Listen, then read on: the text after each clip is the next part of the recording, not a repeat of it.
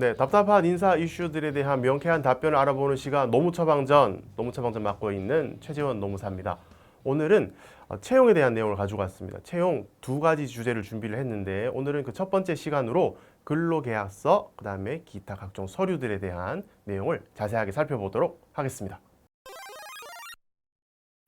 근로계약서 실무에 계신 분들이 첫 번째로 고민하시는 영역일 수 있습니다. 채용의 첫 단계가 되시겠죠.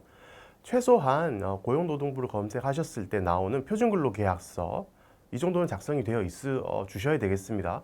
검색을 해보시면 근로 형태에 따라서 뭐 정규직, 기간제, 단시간, 일용직, 외국인 뭐 다양한 형태가 있습니다. 최소한 표준근로계약서 정도는 작성이 되어 있어 주셔야 되는데 각 당사에서는 우리 회사에 조금 더 적합하도록 수정해서 커스터마이징해서 근로계약서 작성하고 싶어 하시죠. 그렇다면 필수 기재 사안들 정도는 반드시 잘 표현이 될 수 있도록 근로계약서 수정해 주셔야 되겠습니다. 구체적으로 살펴보자면 네 가지 정도는 꼭 빠지지 말고 작성이 되어 있어 주셔야 되겠습니다. 그것은 임금에서도 임금의 구성 항목, 계산 방법, 지급 방법. 두 번째로 소정근로 시간, 즉 법정 근로 시간 내에서 근로자랑 회사가 서로 약정해서 일하기로 계약한 그 시간이 소정근로 시간이 되겠죠. 그 시간이 계약서에 명시가 되어 있어야 되고요. 세 번째로는 휴일, 네 번째로는 연차 휴가 꼭 명시가 되어 있어야 되겠습니다. 추가적으로 서면 명시 사항 말고 근로계약에 포함이 되어야 되는 근무 장소, 그 다음에 일하는 업무의 내용 이런 것들도 근로계약서에 명확하게 표현이 되어 있으면 더욱 좋습니다. 정규직이 아닌 다양한 근로 형태가 있으실 수 있죠. 대표적으로 기간제, 단시간 이렇게 있으실 수 있는데 기간제 근로자 같은 경우에는 금방 말씀드렸던 거에 추가해서 근로계약의 기간도 작성이 되어 있으셔야 되겠고요. 단시간 근로자가 만약에 있으시다면 어떤 요일에 몇 시간 일을 하기로 했는지까지 추가적으로 작성이 되어 있어야 근로조건이 명확하게 포함이 된 근로계약서다 이렇게 생각을 할 수 있겠습니다. 이렇게 보면 조금 헷갈릴 수 있으니까 샘플을 한번 보실까요? 여기 보시면 근로시간 금방 말씀드렸던 것처럼 잘 표현이 되어 있습니다. 특히 무슨 요일 나와 있으면 더 좋습니다. 왜냐하면 주 5일 뭐 1일 8시간 이렇게 해놓으면 명확하지 않으시죠. 월요일부터 금요일 시업은 9시부터 종업은 18시까지 깔끔하게 작성이 되어 있고요. 휴게 시간도 하루에 1시간, 예를 들어 휴게 시간을 2교대로 쪼개서 운영을 하신다면 지금처럼 뭐 구체적으로 명시가 되어 있어야 오해의 여지가 없겠습니다. 임금도 보시면 구성 항목, 그 다음에 뭐 계산 방법, 지급 방법 명확하게 잘 나와 있죠.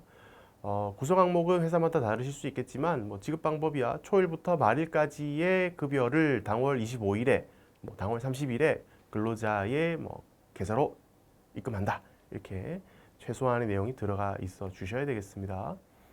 연차 휴가, 휴일 이런 것도 잘 명시가 되어 있네요. 휴일 같은 경우에는 관공서 공휴일이 5인 이상 사업장 같은 경우에 다 유급 휴일이 되셨죠 이제. 그래서 최소한 주휴일, 근로자의 날, 관공서 공휴일 등은 유급 휴일이 되실 테니까 그 부분도 계약서에는 명확하게 표현이 되어 있어 주셔야 되겠습니다. 다시 한번 정리를 하자면 근로계약서에는 근로기준법 17조에 따라서 임금, 휴일, 소정근로시간, 연차, 그 다음에 근무하는 장소, 업무의 종류 등등이 근로계약서에 반드시 표현이 되어 있어야 되고요. 그 중에 말씀드렸던 네 가지는 문서로 반드시 작성이 되어야 되는 것들이기 때문에요. 잘 표현이 되어 있는가, 우리 회사 근로계약서에 누락된 부분은 없는가 체크를 한번 해보시면 좋겠습니다.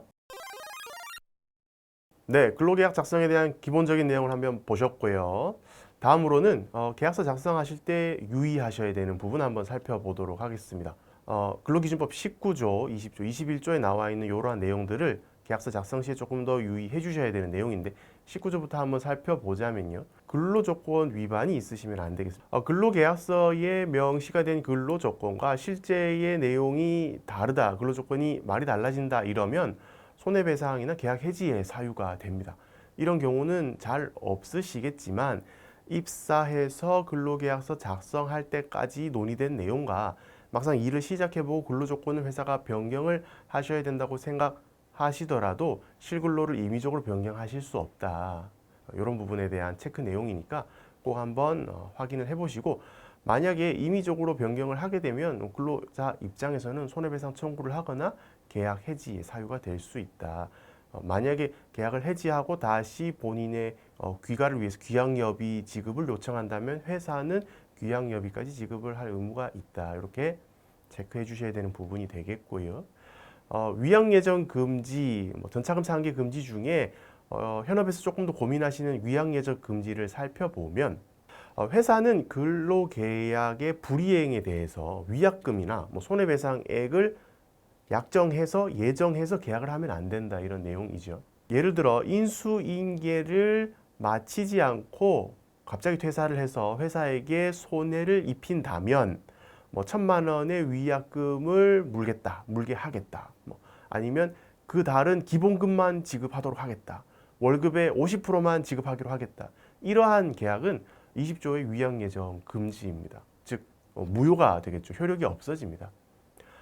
만약에 인수인계 기간을 한 달이라고 잡고 계약을 했더라도 직원이 긴급한 상황에 한 달을 맞추지 못하고 갑자기 퇴사해서 손해배상액이 생긴다면 그 손해배상액을 계산해서 손해배상액의 청구를 할 수는 있겠지만, 그 금액을 특정해서 1,000만 원, 기본급의 50%만 지급한다, 이런 식의 예정하는 계약은 20조 위반이다. 즉 근로계약의 효력이 없다. 이렇게 생각을 해주시고, 혹시 당사의 근로계약에 이런 부분이 없는지 체크 한번 해주셔야 되겠습니다.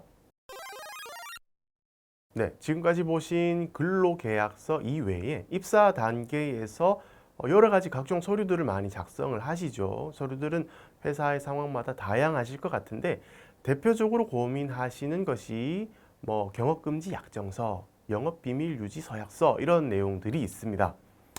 선언적으로 보통 많이들 작성을 하시는데, 퇴직 시점에 이 작성된 서류의 효력에 대해서 다시 되짚어 보시는 경우가 많죠. 그래서 경업금지 약정서라든지 영업비밀 유지 서약서라든지 이것들은 근로계약이 존속되는 기간 이외에 퇴직을 했을 때 회사의 영업비밀이 새나가지 않도록 근로자와 회사가 보통 약정을 하는 그러한 약정서가 되겠습니다. 단 계약의 내용에 따라서 사실 효력이 많이 떨어지실 수가 있습니다. 왜냐하면 퇴직을 하게 되면 근로자는 헌법의 기본권인 직업 선택의 자유가 당연히 있게 되고, 회사와 일정 기간 동안 이직을 하지 않도록 협약을 한 경업금지 의무 약정서와 배치되는 경우가 많습니다. 그래서 최초에 작성을 하실 때 아무렇게나 작성을 하더라도 퇴직 시점에 경쟁 업체로 이직하는 걸 막을 수가 있는 약정서다, 이렇게 생각을 하시면 조금 무리감이 있고요. 실질적으로 영업 비밀을 보호를 해야 되는 그 직무나 직책자에 한하여 어느 정도의 기간, 합리적인 기간으로, 예를 들어 짧을수록 더 합리적이겠죠. 한 달이나 두 달. 그리고 업체나 지역도 특정하셔서요. 특정 우리의 경쟁 업체 혹은 특정 지역의 회사로 이직을 금하시되, 한 달이나 두 달 동안 이직을 못 하시게 되면 직원의 직업 선택 자유가 제한되시잖아요. 퇴사를 한 이후라도요. 그래서 기본급의 몇 프로 정도를 보전을 해준다라는 합리적인 경업금지 약정, 이런 것들을 작성을 하셔야 입사 단계에 작성하셨던 그 협약서가 퇴직 이후 실질적으로 효력 발휘를 하셔야 되는 시점에 적절하게 사용하실 수가 있으시겠습니다. 그래서 선언적으로 많이 작성을 하시는 그 서류들 중에 영업비밀 유지서약서, 경업금지 약정서, 이런 것들은 조금 더 심도 있게 작성이 되실수록 실질적인 효력이 발휘되실 확률이 높다. 이렇게 체크해 주시면 좋겠습니다. 네, 최근 판례나 행정 해석을 살펴보는 간단 처방전 시간입니다. 오늘은 12월 초에 나온 행정 해석을 하나 가지고 와봤습니다. 단시간 근로자가 아닌 40시간 미만 근로자, 연차 유급 휴가 산정 어떻게 하는 것인가 라는 행정 해석이 이제 나왔습니다. 언뜻 보시기에 이게 무슨 말인가 이해가 잘 안 되실 수 있죠?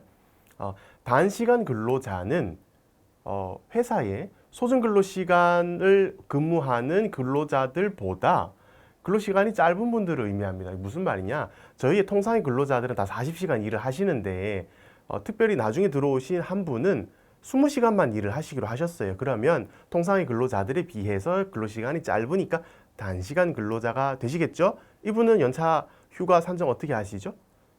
이분들은 단시간 근로 하시는 그 소정 근로 시간을 통상 근로 시간으로 나누어서 8시간 곱한 그 시간만큼을 휴가 일수로 받으시는 거죠. 무슨 말이냐? 20시간 일하기로 하셨으면 40시간 일하기로 한 분들에 비해서 비례로 나눴을 때 4시간의 연차를 15개 받게 되신다는 거죠. 8시간 일하시는 분들은 8시간의 연차를 15개 받게 되는 거고요. 이건 다 아시는 내용인데 이 행정 해석은 무엇이냐? 단시간 근로자가 아닌 주 40시간 미만 근로자, 즉 이 회사는 통상 근로자가 다 그냥 20시간을 일을 하는 곳인가 봐요. 그러면 이 회사는 단시간 근로자는 없고 통상의 근로자들이 다 40시간 미만을 근로하는 것이죠. 이 회사의 근로자는 연차유급휴가 어떻게 산정합니까? 라는 질의가 있었고 여기에 대한 행정 해석이 나왔습니다. 결론은 단시간 근로자 연차휴가 산정하는 것과 동일한 로직으로 그분들의 소중근로 시간을 법정 근로시간 40시간으로 나눠서 8시간 곱해서 휴가 일수 부여하면 된다. 이렇게 됐습니다. 그래서 혹시나 사업장에 통상 근로가 40시간보다 적은 근로자들로 이루어져 있는 경우에는 연차 유급 휴가를 이런 식으로 산정하면 된다. 참고해 주시면 좋겠습니다. 오늘의 간단 처방전이었습니다. 네, 오늘은 채용의 첫 번째 단계인 근로계약서 각종 서류들에 대해서 살펴보는 시간을 가졌습니다. 다음 시간에는 채용에서 이어지는 수습과 시용, 기간제 부분들을 가지고 조금 더 실무에 도움이 되는 명쾌한 시간으로 준비해서 찾아오도록 하겠습니다. 지금까지 노무 처방전의 최재원이었습니다. 감사합니다.